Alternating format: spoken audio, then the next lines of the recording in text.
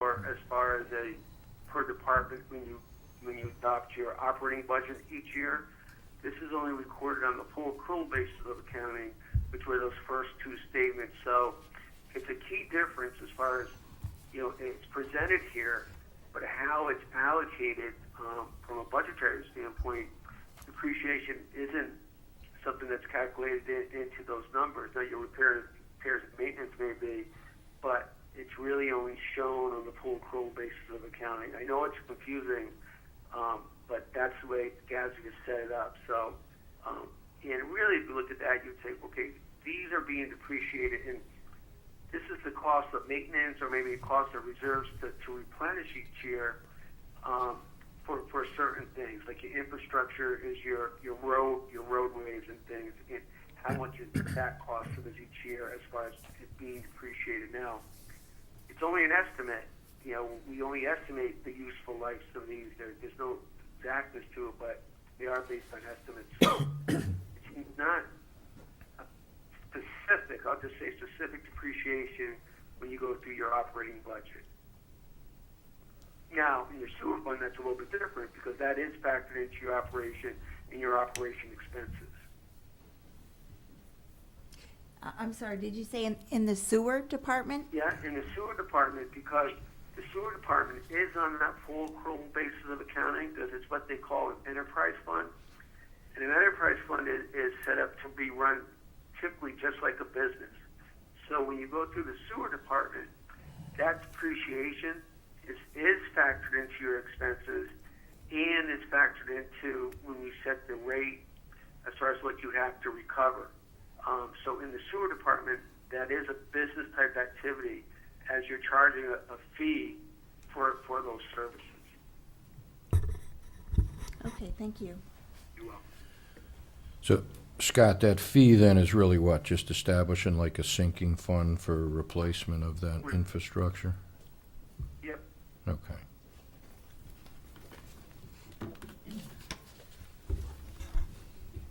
I have a dumb question. This is Beth Hogan. When we talk about depreciation, I love that, but I have to think about it in layman's terms. We're not worrying about so much operational-wise budgeting for it on the town government side as much as we would worry about it in terms of taking budgeting for it or taking into account on the sewer business entity side. But it's something we need to be aware of and something that needs to be reported.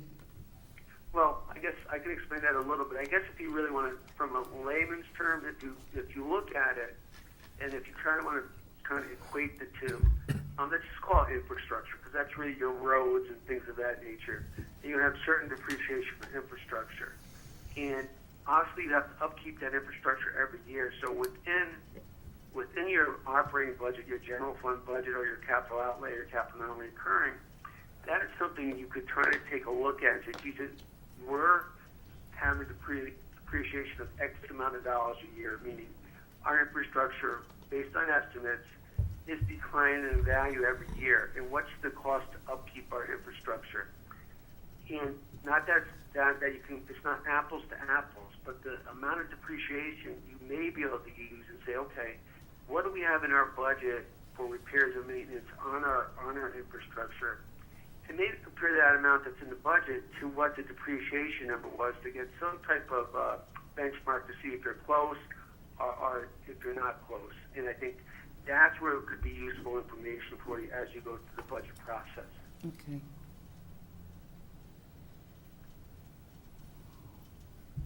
It's fine. Moving on to note 5, which is page 38. This presents the interfunds and the interfund transfers that occurred during the year. Most of these result from expenses paid on behalf of one fund to another, and they're pretty consistent with prior year. I would like to point out that there is a $635,000 due from interfund that's classified as an advance, and this is because it cannot be paid back in 1 year. It's considered long-term, so it's not presented in that table where you see the due from other funds and due to other funds, because those are considered to be able to be paid back within 1 year. Note 6 is your, on page 39 is your unearned revenue, deferred revenue table. And this is also pretty consistent with prior year, but there is a large intergovernmental deferred revenue, and that is due to the FEMA receivable that I spoke about earlier. And the reason why it's deferred is because it was not received by the town within its 60 days. That's on the modified accrual basis. If you don't receive revenue within 60 days, you can't recognize it as revenue, so you have to defer it. And then because it's in the general fund, it has to be under modified accrual.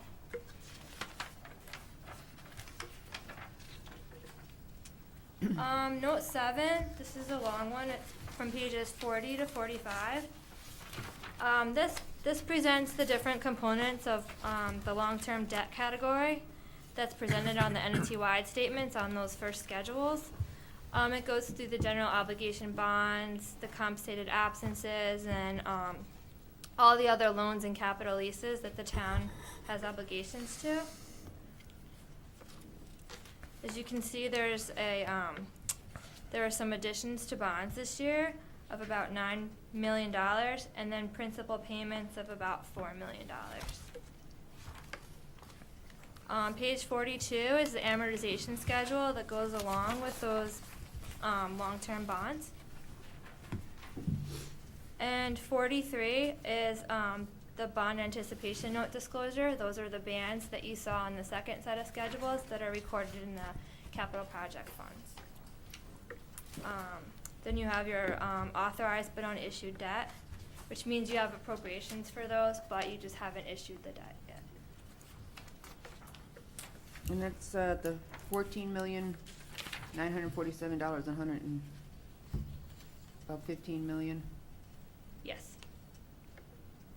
So that does that get included then, since it hasn't been issued, doesn't impact in terms of payment year because it hasn't been? Correct, it's not Okay. included there.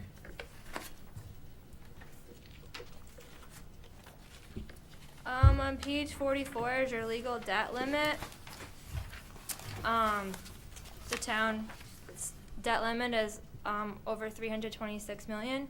So you Yeah, guys, just like to just jump in there. This is a calculation by state statute. Wow.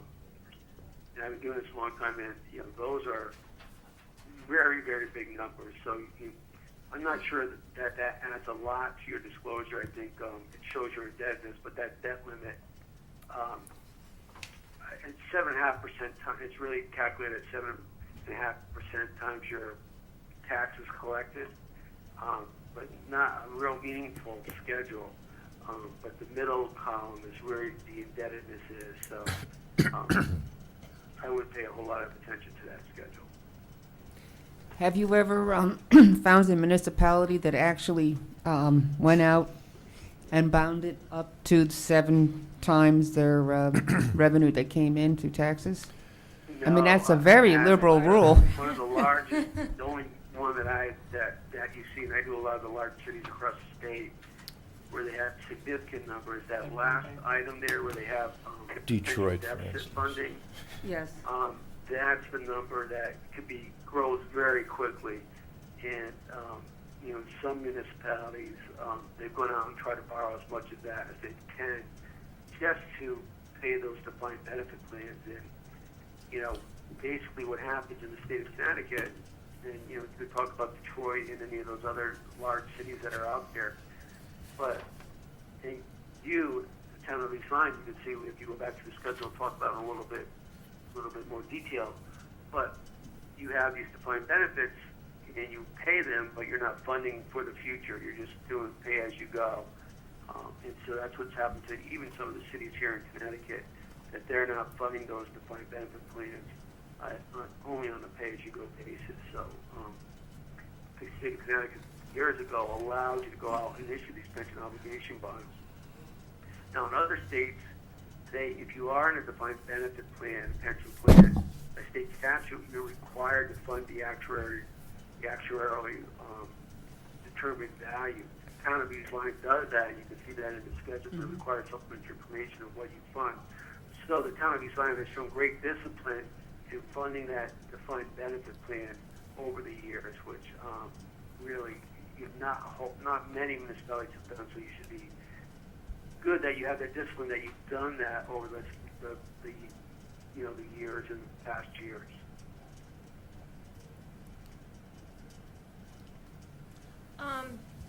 Also on page 44, it goes, there's a schedule for capital leases. That's mainly for your machinery, equipment, and vehicles. There's also a CRRA loan and a disclosure for termination benefits. This is for the early retirement for Board of Education teachers. There's also a disclosure for the landfill, which is about $196,000. That's also reported in the long-term debt schedule.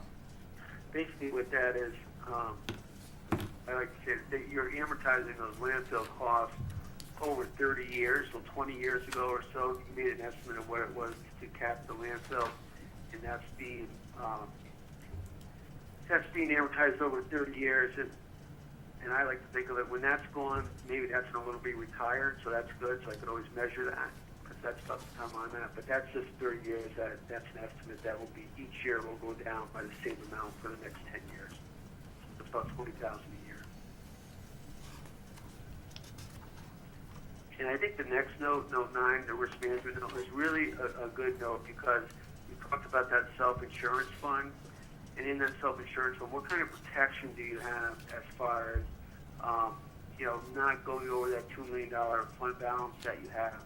And as you read through this note, you can see that within the employee coverage, we have aggregate stop loss and individual stop loss for these plans. So you have good protection there as far as what the insurance value is. And that's typical, but the aggregate stop loss, you have 125 for hospital and major medical. So if an individual would go over 125,000, you would have a co-insurer who will come in and pick that up. So your typical liability is limited to 125,000 per person.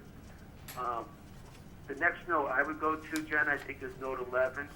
Note 11 is the retirement plan footnote. I think this is a little bit of what we talked about.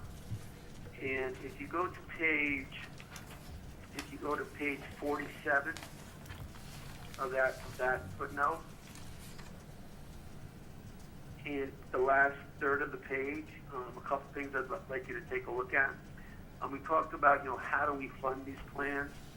But we have what we call the annual pension cost and what the town has contributed. And you can see there in that 4-column table that the town has contributed basically 100% each year. And that's been basically what the town has done for a long time. In addition to that, if you look at, you had an actual evaluation done on January 1st, 2013, so it's a fairly new evaluation. You get one of those done every 2 years. And if you look at the investment rate of return, that's at 7 now. And Anna, it probably was at 8 2 years ago, I would think, before you did the new evaluation in January 2013. So you're being conservative there, but you'll see that that's the process most municipalities are taking. Turning to page 48.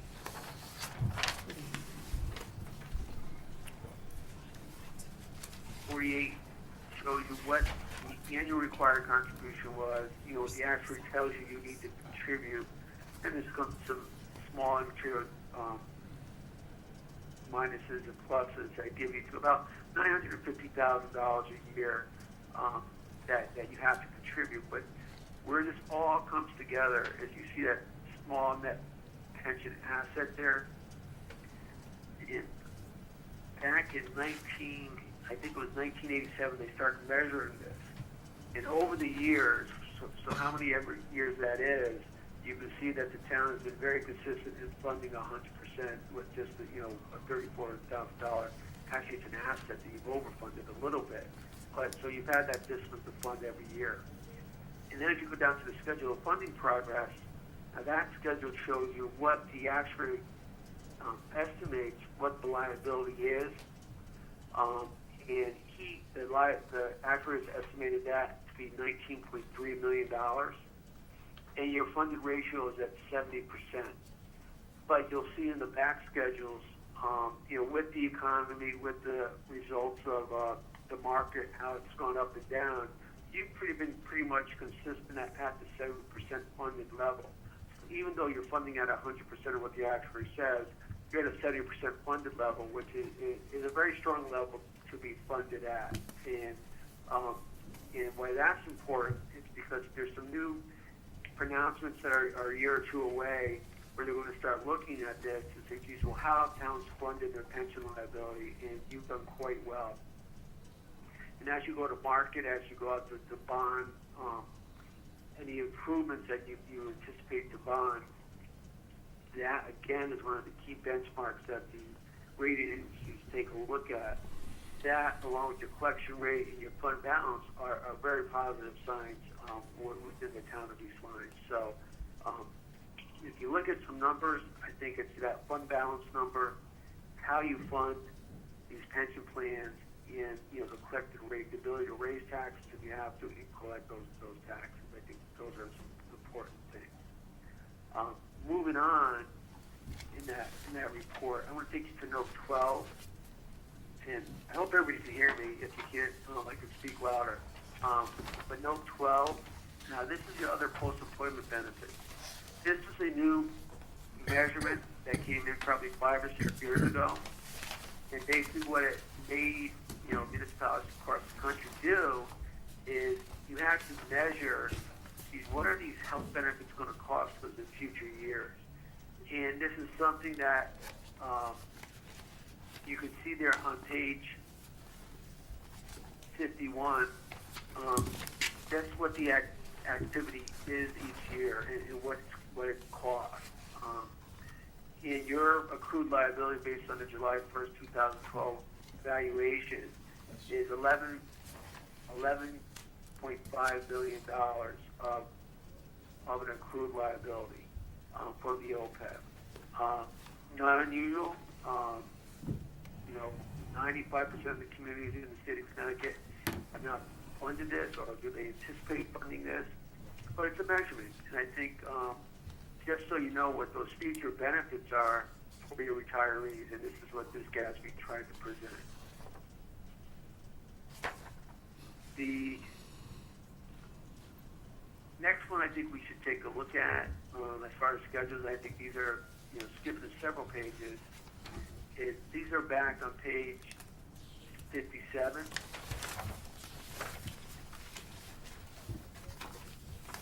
And this really has to do with your pension fund and your pension trust fund. And this gives you a 6-year history of what the value of the assets have done and what your funding level has done. And if you look back on June 3rd, 2008, the value of the assets was $7 million, but your accrued liability that the actuary calculated was $10 million. Now, fast forward 6 years, your valuation of your assets are $13.5 million, $13.6 million, but the actuary estimates of your accrued benefits are $19 million. But what's interesting there is, as of June 30, 2013, at least over the last 6 years, you're at your highest funded ratio of 70.5%. And you've seen how those grown compared to what the annual payroll cost has. And the payroll's only grown about $1.7 million as compared to your liability growing almost $9 million. Skipping down to that bottom, that second table there, we talked about the discipline, and this shows you discipline of funding, what the required contribution is over the years. And that has grown by about 30% from $605,000 to $953,000 based on the last valuation. And then the second part of that, and the 2008 is when we started this OPEB measurement, and you can see there that liability is still about $11.5 million, the number I talked about a little bit ago. So those are some key schedules there. The next schedule is your budget to actual, and how it is a budget to actual basis. There was no major swings there, and from a budgetary basis, you had a $75,000 surplus. So those are the key schedules of the financial report. And again, what I like to talk about are some of the key benchmarks. I'll repeat myself just so the new people on board can grasp this as they go through this 90-page document. You really want to focus on your general fund balance, 8%, which I think is adequate. You want to focus on what you're doing with your pension plan, and you also want to focus on your tax collector collection rate and how you're doing with that. And I think the town had a very solid year in all three of those categories for the year ending June 30, 2013. That was the presentation on the large report. If you have any questions, Jen and I will be happy to try to answer those for you.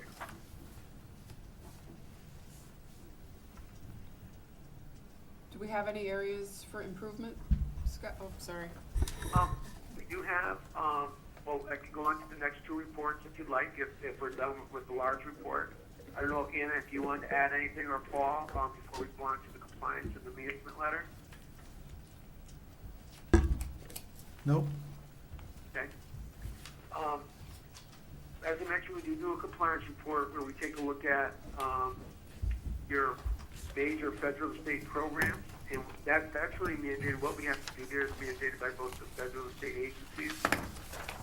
We have to test several of those programs for compliance. So what that means, we're not only testing for allowable costs, but we're testing for eligibility and making sure the right people are getting the benefits that they deserve or that they're entitled to. And we did have one finding this year as we went through the federal single audit. And one of the rules that we have to follow, or our municipality or board of education have to follow, is that we can't ask for more money than we anticipate to spend within a 45 to 60-day period. At the end of the year, the Board of Education had drew down excess money than that they were going to spend within a 60-day period, and that's called cash management requirements.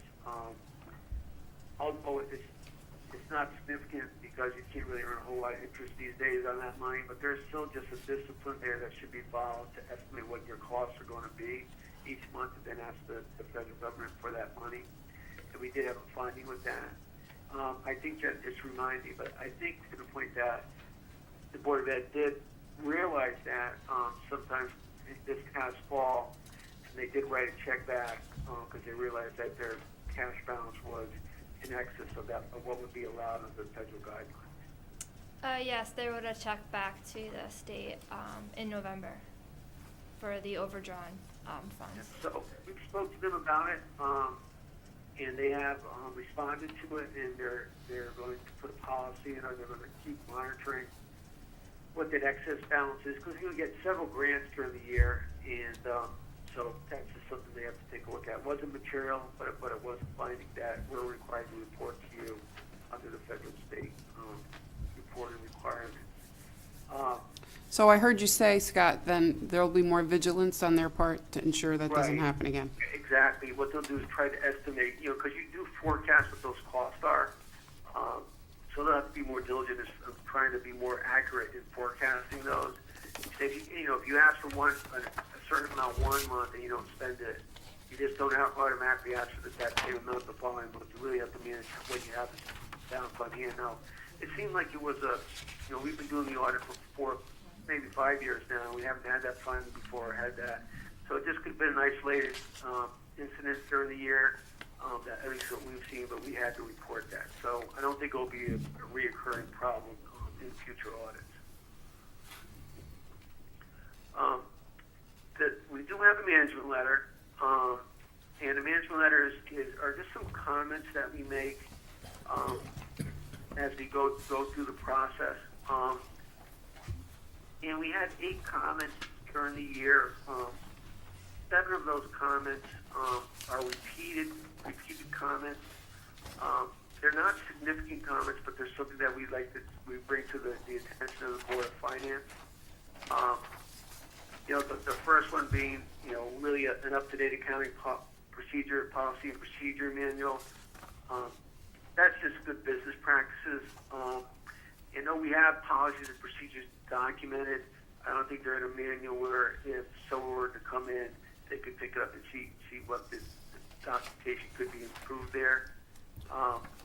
One of the things we have is we talk about accounts payable, how it's posted, and how those accounts payable are reconciled, and making sure they're accurate as far as the posting to the general ledger. The school lunch fund is a fund which has run a deficit, and it's not being recorded on a GAAP basis. We really record our accounts receivable and our accounts payable. So that school lunch fund, we'd really like to see that be recorded in accordance with GAAP. And that way you can manage that, you know, if there a deficit is to occur, you have a pure accounting that, like we do at the end of the year, as far as what that estimate could be.